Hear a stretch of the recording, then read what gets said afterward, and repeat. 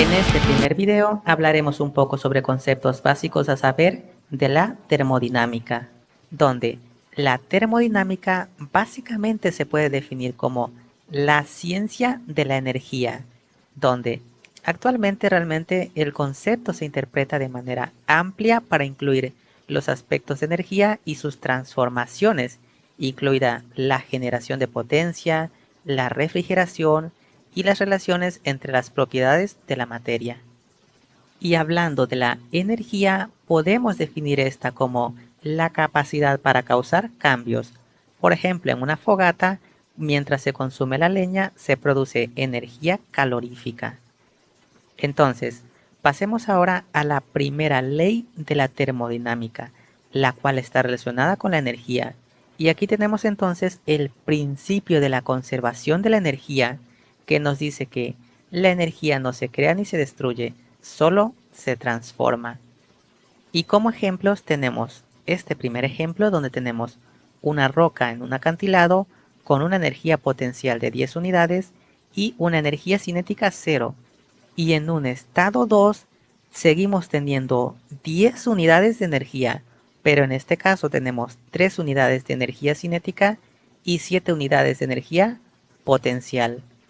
Como segundo ejemplo tenemos a este zumo, donde como sabemos cuando las personas ingieren alimentos, esta les proporciona energía.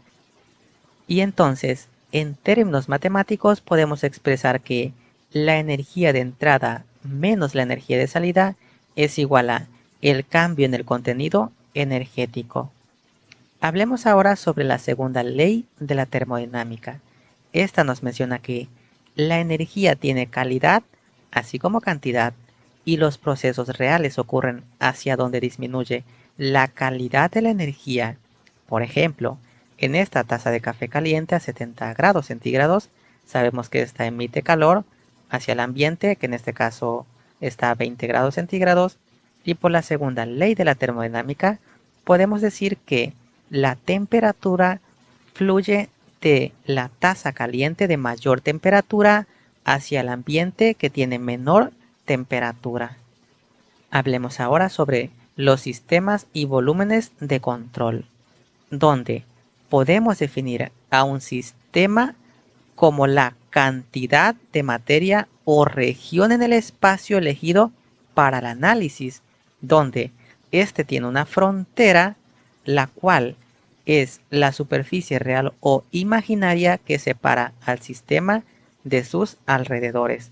Y bueno, los alrededores son la masa o región fuera del sistema.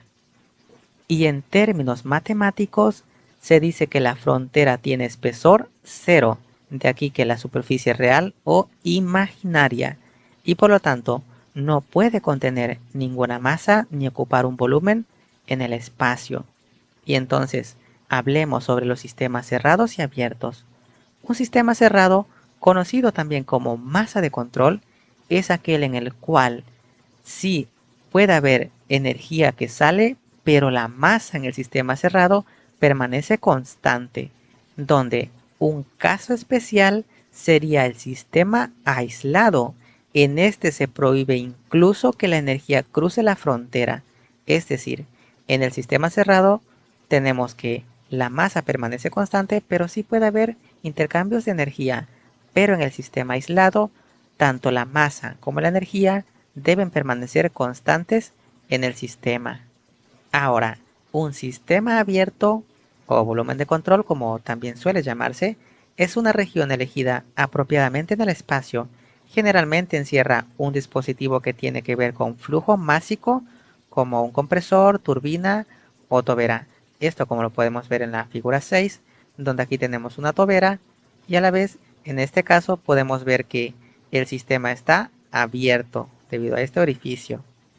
Hablemos ahora sobre las propiedades de un sistema, donde tenemos aquí 5 básicas que son la masa, el volumen, la temperatura, la presión y la densidad. Que bueno, existen otras, por ejemplo la conductividad térmica o el módulo de elasticidad, pero en este caso mencionaremos a estas 5 básicas, las cuales pueden clasificarse también en propiedades extensivas e intensivas, donde las extensivas están en función al tamaño o extensión de el sistema, como la masa y el volumen. Y las intensivas realmente no están en función a la masa del sistema, como la temperatura, la presión y la densidad. Y acerca de la densidad, tenemos una densidad y una densidad relativa, donde la densidad básicamente se conoce como la masa sobre el volumen y el recíproco de la densidad es el volumen específico, que se define como el volumen por unidad de masa.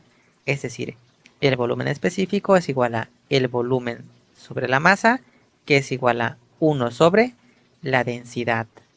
Y algunas veces la densidad de una sustancia se da como relativa a la densidad de una sustancia bien conocida, por ejemplo, la densidad del agua. Entonces tendríamos que la densidad relativa es igual a la densidad sobre la densidad de una sustancia conocida, que bueno, en este caso puede ser el agua. Hablemos ahora sobre el estado y equilibrio, donde un sistema puede estar en estados diferentes al cambiar las propiedades de este. Por ejemplo, en esta figura tenemos un estado 1 y un estado 2, donde el estado 2 cambió, aunque la masa y la temperatura sean la misma, el volumen aumentó y entonces tendríamos un estado diferente al original. En estas circunstancias, todas las propiedades se pueden medir o calcular en el sistema, lo cual da un conjunto de propiedades que describen por completo la condición o el estado del sistema. Y bueno, la termodinámica trata con estados de equilibrio, donde esta última palabra define un estado de balance. Y como ejemplos tenemos el equilibrio térmico, que básicamente es aquel en el que el sistema tiene la misma temperatura dentro de él. El equilibrio mecánico, que se relaciona más con la presión, y un sistema lo posee si con el tiempo no hay cambios de presión en alguno de sus puntos.